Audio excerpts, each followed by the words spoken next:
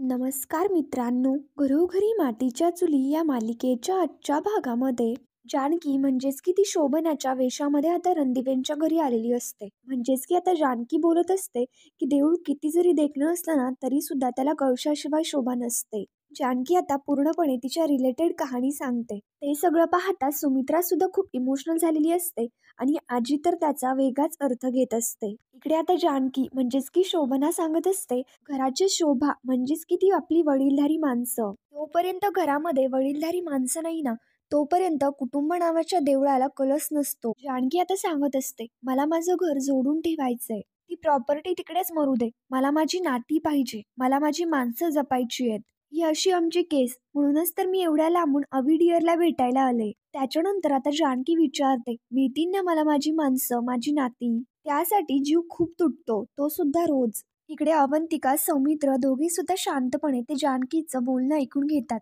मग त्याच्यानंतर इकडे जानकी म्हणजेच की शोभना म्हणते की हे जर विषय निघाला ना तर माझ्या डोळ्यातलं पूर काय थांबतच नाही. जानकी आता स्वतःला सावरते, डोळे पुसते आणि मग त्याच्यानंतर जानकी आता अविडियरला म्हणजेच की अवंतिकाला म्हणते की जरा वॉशरूमला जायचंय. तर मग अवंतिका आता लगेच जानकीला तिकडनं घेऊन जाते. इकडे दुसरीकडे जानकीच्या म्हणजेच की शोभनाच्या त्या बोलण्यामुळे सुमित्रा पूर्णपणे शॉक झालेली असते. सुमित्रा रडतच असते. तर मग आता सौमित्र लगेच विचारतो काय गाय काय झालं. त्याच्यावरती आता सुमित्रा लगेच त्याला म्हणते काही नाही रे, काही नाही झालं. कधी कधी समोरच्याचं दुःख ऐकलं ना तर आपले डोळे भरून येतात. आता हिचं बोलणं ऐकून जखमीवरची खपली निघाली. त्याच्यानंतर आता इकडे दुसरीकडे सारंग आणि ऐश्वर्या दोघी काम करत असतात. तेवढ्यात आता ऐश्वर्याच्या फोनवरती आजीचा फोन येतो. इकडे आता ऐश्वर्या फोन नाही उचलत पण मात्र सारंग ऐश्वर्याला म्हणतो हे काय आजीचा फोन आलाय, तुम्ही फोन घ्या, तोपर्यंत मी आलो. पण मात्र ऐश्वर्या सारंगला म्हणत असते आपण काम करतोय ना. त्याच्यावरती सारंग म्हणतो अहो एका जागी बसायची ना सवय नाहीये, त्याच्यामुळे असं बांधा बांधाच्या कडेने जातो आणि देशमुखला भेटून येतो. ऐश्वर्याला काही ते समजतच नाही. त्याच्यानंतर सारंग म्हणतो तुम्ही फोन घ्या, मी आलोच. आणि सारंग लगेच तिकडे निघून जातो. इकडे ऐश्वर्या लगेच आता आजीचा फोन उचलते आणि आता ऐश्वर्या ओरडत आजीला म्हणते बोला आजी. त्याच्यावरती आता आजी म्हणते अगं एवढी ओरडतीयस काय, ती ऐश्वर्याची क्लायंट आहे ना, आली ती. अगं मेन म्हणजे ना ती जरा विचित्रच होती आणि ती जी गोष्ट सांगत होती ना ती जरा वेगळीच होती. त्याच्यावरती आता ऐश्वर्या लगेच म्हणते अरे वा, म्हणजे ती गोष्ट सुद्धा सांगत होती. मग तुम्ही सुद्धा तिला का नाही गोष्ट सांगितली? तुमच्याकडे तर गोष्टींचा खजिनाच आहे. मला कशा एक एक गोष्टी सांगत असता. आजी आता म्हणू लागते जरा गप्प बस, माझं ऐक. अवंतिकाची क्लायंट जे काही सांगत होती ना ते सगळे प्रसंग याआधी आपल्या घरामध्ये घडून गेलेत. मग त्याच्यानंतर ऐश्वर्या लगेच आता आजीला विचारते आपल्या घरामध्ये जे काही घडलंय ते सगळे प्रसंग त्या बाईला कसे काय माहिती. आजी आता शांत राहते आणि मग त्याच्यानंतर ऐश्वर्या आजीला म्हणते आजी काय झालं, बोला ना. तर मग आजी लगेच हसत ऐश्वर्याला म्हणते की काय काय झालं, माझं आउटगोईंग बंद करणार होतीस ना. इकडे आता ऐश्वर्याला समजलेलं असतं की कुठेतरी पाणी मुरतंय. इकडे आता ऐश्वर्या आजीला म्हणते म्हणजे आजी तुम्हाला असं म्हणायचंय ती क्लायंटच्या वेशामध्ये आपल्या घरी जी कोणी बाई आली आहे ती जानकी आहे. याच्यावरती आता आजी लगेच म्हणते ते नाही काय मला माहिती, ते तूच ठरव आता ती नेमकं कोण आहे ते. आजी आता ऐश्वर्याचेच टोमणे तिच्यावरती मारत म्हणते अगं आता तू बिझी असतेस ना, तुला वेळ नसतो, काम कर तू फक्त. आता यापुढे फोन करून मी तुला त्रास देणार नाही. आणि आजी लगेच आता फोन बंद करून टाकते. त्याच्यानंतर अवंतिका चोरून चोरून जानकीला नानांच्या रूम मध्ये घेऊन आलेली असते. जानकी आता शांतपणे नानांच्या रूम मध्ये येते आणि येतच नानांचे आशीर्वाद घेते. त्याच्यानंतर जानकी नानांना आवाज देत असते. नाना उठतात. जानकी नानांच्या जवळ येते पण नाना काय जानकीने केलेल्या त्या उतारामुळे तिला ओळखत नाही. जानकी लगेच तिच्या चेहऱ्यावरचा चष्मा काढते, डोक्यावरची वीक काढते आणि नाना लगेच आता जानकीला ओळखतात. मग त्याच्यानंतर नाना आणि जानकी दोघेही खूप रडू लागतात. इकडे जानकी आता नानांचे डोळे पुसते आणि त्यांना म्हणते की नाना प्लीज तुम्ही रडू नका. हे असं रडायचं नाही आणि सॉरी माझ्यामुळे तुम्ही घाबरलात. हे बघा नाना, मला असं वेषांतर करून यावं लागलं. अवंतिका सुद्धा तिथे बाजूला असते आणि ती सुद्धा त्यांच्या दोघांचंही ते सगळं बोलणं पाहत असते. इकडे आता जानकी नानांना म्हणत असते नाना या घरामध्ये जानकीला येण्याची परमिशन नाहीये. नाना मी गेल्यापासून तुम्ही स्वतःची काळजी घेत नाही आहात. बघा तब्येत किती खालावलीये. औषध तरी घेताय का वेळेवर? नाना तुम्हाला लवकर बरं व्हायचंय आणि खरं काय ना ते तुम्हाला सर्वांसमोर आणायचंय. सौमित्र भाऊजींनी सांगितलं की तुम्हाला माझ्याशी काहीतरी बोलायचंय. तर मग नाना लगेच आता जानकीला हो बोलतात आणि तिच्या हातातली बांगडी ही खुणावून सांगू लागतात. त्याच्यानंतर नाना आता जानकीला खुणावून सांगू लागतात.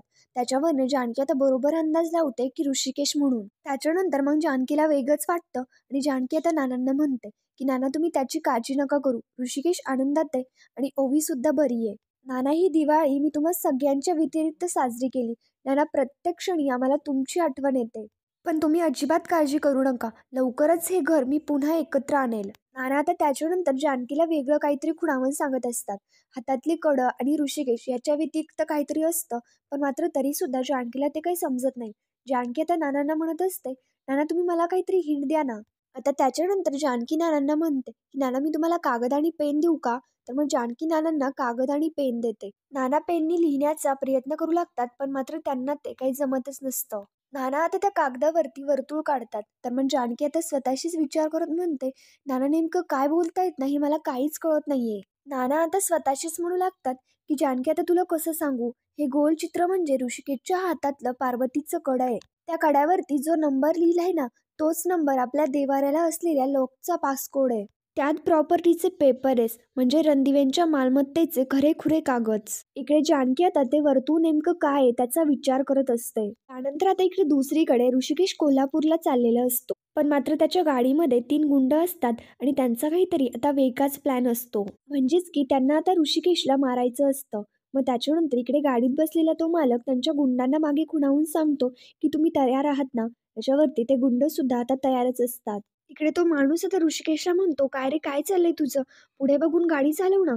त्यानंतर ऋषिकेशला ते सगळं वेगळंच वाटत असतं.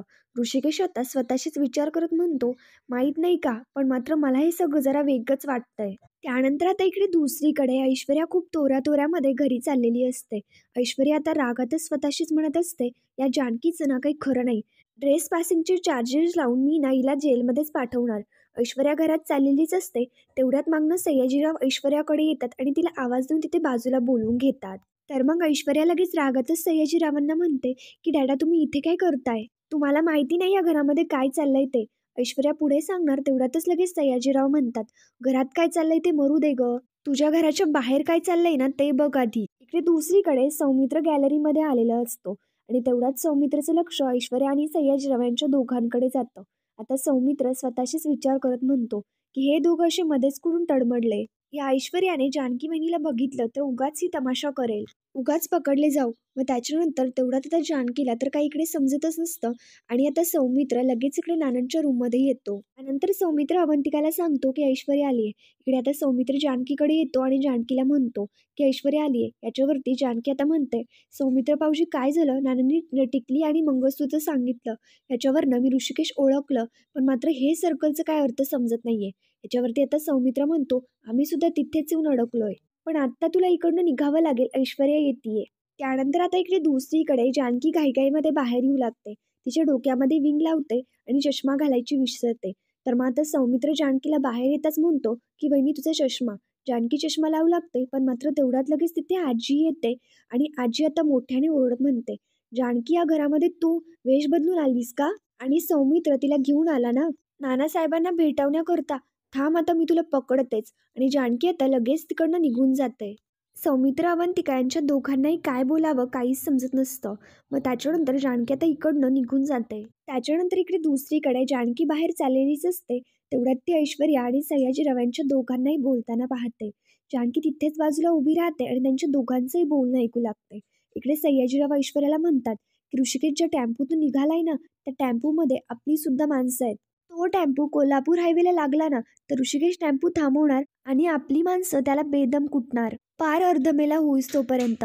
ऐश्वर्या आता म्हणते, की बात आहे डॅडा, तर ऋषिकेशला आता चांगलीच अद्दल घडली पाहिजे. आणि आता जानकी इकडे सगळं ते बोलणं ऐकते. ऐश्वर्या इकडे म्हणत असते, त्या ऋषिकेशला सुद्धा चांगलंच कळेल, की त्या ऐश्वर्याचा इगो हर्ट केल्यानंतर तिचे डॅडा काय करतात ते. आता त्या ऋषिकेशची काय खैर नाही. इकडे जानकी आता ते सगळं बोलणं ऐकते आणि जानकीला सगळा प्रकार समजलेला असतो. इकडे आता जानकी स्वतःशीच म्हणते, "माझ्या ऋषिकेशला जर काही झालं ना, तर या ऐश्वर्याला मी अजिबात सोडणार नाही. ऋषिकेशला फोन करून त्यांना सावध करायला हवं." त्याच्यानंतर जानकी मोबाईल पाहू लागते, पण मात्र तिचा मोबाईल घरीच राहिलेला असतो. जानकी आता धावतच लगेच घरी येते. मग त्याच्यानंतर घरी येऊन लगेच ऋषिकेशला फोन लावते आणि इकडे जानकीचा फोन पाहता तो माणूस लगेच त्या ऋषिकेशला म्हणतो, की "नाही, नाही, फोन नाही उचलायचा. चालू गाडीमध्ये फोन उचलल्यानंतर पोलीस फाईन मारतात. बायकोचा फोन आहे ना, नंतर कर. मग त्याच्यानंतर तो माणूस आता ऋषिकेशचा फोन सायलेंट करून ठेवतो. इकडे जानकीला ऋषिकेशला ते सगळं सांगायचं असतं. त्याच्यामुळे जानकी ऋषिकेशला फोनवरती फोन करत असते. ऋषिकेश फोन उचलत नसल्यामुळे जानकीला नेमकं काय करावं काहीच समजत नसतं. जानकी आता विचार करते की मीच जाते तिथे. जानकी आता तिचं आवरून येते आणि लगेच तिकडे निघून जाते. त्यानंतर आता इकडे ऐश्वर्या घरी येते आणि मोठ्याने ओरडत म्हणते की जानकी बाहेर ये लवकर. तुझी ही क्लायंटच्या वेशातील नाटकं बंद कर. तिथे अवंतिका आणि सौमित्र दोघेही असतात.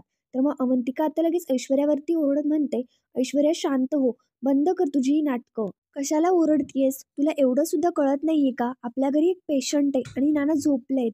तर मग ऐश्वर्या आता म्हणत असते, हो का? मग याचं भान ना तुम्हा दोघांना असायला हवं होतं. आता आईने बजावून सांगितलेलं असताना सुद्धा तुम्ही तिला घरामध्ये का आणलं? इकडे आता अवंतिका म्हणत असते, कोणाबद्दल बोलतीयेस तू? याच्यावरती आता इकडे ऐश्वर्या म्हणते, हा तुझा जो अभिनय आहे ना तो कोर्टात करायचा, इथे नाही.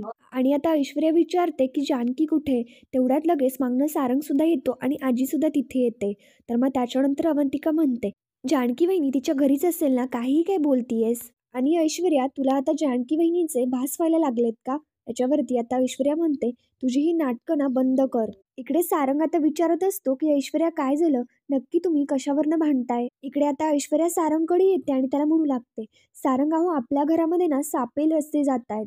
अवंतिका आता लगेच म्हणते, हिचं म्हणणं आहे की आम्ही जानकी वहिनीला घरी घेऊन आलो. ऐश्वर्या आता म्हणत असते, फक्त म्हणणं नाहीये तर पक्की खात्री आहे माझी. तुझ्याकडे ना मी नंतर बघते. आधी आईंना सांगून ना त्यांच्या व्यतिरिक्त तुम्ही काय काय करता ना ते आधी त्यांना सांगते. ऐश्वर्या लगेच आईला आवाज देऊन बाहेर बोलून घेऊ लागते. सुमित्रा तिथे येते आणि ऐश्वर्याला म्हणते, काय ग ऐश्वर्या काय झालं? एवढी काय ओरडतीयेस? ऐश्वर्या सुमित्राला म्हणू लागते, आई आता मी जे सांगाल ते तुम्ही ऐकाल ना तर तुमचा सूर माझ्यापेक्षाही वरचा लागेल. मला सांगा या अवंतिकाची क्लायंट वगैरे कोणी आपल्या घरी आली होती का? तर सुमित्रा आता याच्यावरती हो बोलते. सुमित्रा आता म्हणू लागते, ती मला भेटली, माझ्याशी बोलली. ऐश्वर्या म्हणते, अहो आई ती तुमच्याशी भेटली, तुम्हाला बोलली, पण मात्र तरी सुद्धा तुम्ही तिला ओळखू नाही शकलात. आई हो ती क्लायंट वगैरे कोणीही नव्हती. ती क्लायंटच्या वेशामध्ये जानकी होती. तर सुमित्रा आता आश्चर्याने लगेच ऐश्वर्या व सगळ्यांकडे बघायला लागते. सुमित्रा म्हणत असते की नाही नाही अगं, पण याच्यावरती आजी आता म्हणते, सुमित्रा अगं तिने वेषांतर केल्यामुळे तुझ्या लक्षात नाही आलं. पण जरा आठव, तिने सांगितलेल्या प्रत्येक गोष्टीमध्ये सांबे असं नाही वाटत तुला? त्याच्यानंतर सुमित्राला लगेच ते जानकीचं बोलणं आठवू लागतं. सुमित्रा आता अवंतिकाकडे येते आणि अवंतिकाला विचारते, काय ग अवंतिका, ऐश्वर्या जे काय म्हणते ते खरं आहे का? याच्यावरती अवंतिका म्हणते की नाही आई. ऐश्वर्या आता म्हणते, हे बघ तू खोटं बोलू नकोस. तर मग सौमित्र लगेच ऐश्वर्यावरती ओरडत म्हणतो, हे बघ हे खोटेपणाबद्दल ना तू तरी नको बोलूस आणि माझ्या बायकोवरती कोणताही आळ घेऊ नकोस. ऐश्वर्या आता लगेच म्हणते, हो ना, मग स्वतःच्या बायकोला चुकीच्या गोष्टीमध्ये सपोर्ट सुद्धा नाही करायचा. सुमित्रा आता सौमित्र अवंतिकाला विचारत असते की काय झालं, ऐश्वर्या जे काय म्हणते ते खरं आहे का? आता याच्यावरती ते दोघेही खूप घाबरून जातात आणि काय उत्तर द्यावं काहीच समजत नसतं. तर मित्रांनो पुढील भागामध्ये आपण पाहणार आहोत. त्याच्यानंतर ऐश्वर्या सुमित्राला सांगत असते की यांच्या दोघांचाही प्लॅन आहे. ते दगाबाज ऋषिकेश आणि जानकी यांच्या दोघांनाही परत घरात आणून तुम्हाला एकटं पाडण्याचा प्रयत्न करताय. इकडे अवंतिका बोट दाखवत ऐश्वर्याला म्हणते, तोंडाला येईन ते बोलू नकोस, बाद झालं आता. आता इकडे ऐश्वर्या म्हणत असते, बोटवर करून माझ्याशी बोलू नकोस. याच्यावरती अवंतिका म्हणते, काय करणार आहेस तू? मारणार आहेस का मला? आता अवंतिका सुद्धा कमरेला पदर खोचवते आणि ऐश्वर्या म्हणते, तुझी इच्छा जर असेल ना तर थोबडावतेस तुला. आणि ऐश्वर्या आता अवंतिकाला मारायला लागते. त्यानंतर आता इकडे दुसरीकडे जानकी ऋषिकेशकडे चाललेली असते आणि ऋषिकेशला फोन लावत असते. जानकीचे एवढे फोन आलेले पाहता ऋषिकेश गाडी बाजूला थांबवतो आणि जानकीचा फोन उचल त्या मालकाला म्हणतो की 2 मिनिटं द्या, 2 मिनिटांमध्ये मी माझा कॉल संपवतो. ऋषिकेश जानकीशी बोलायला बाहेर गाडीच्या येतो आणि मग त्याच्यानंतर तो माणूस आता लगेच त्याच्या माणसांना खुणावून सांगतो आणि त्याची माणसं लगेच ऋषिकेशला मारण्यासाठी तयार असतात. जानकी ऋषिकेशशी बोलतच असते, पण मात्र तेवढ्याच समोरनं एक गाडी येते आणि जानकी खाली पडते आणि ऋषिकेशच्या डोक्यामध्ये सुद्धा इकडेही ती माणसं लाकूड मारतात आणि ऋषिकेश सुद्धा जमिनीवरती कोसळतो. तर मित्रांनो पुढील भागांच्या डेली अपडेट्ससाठी आमच्या शिव मराठी या चॅनलला लगेच सबस्क्राईब करा. थँक्यू.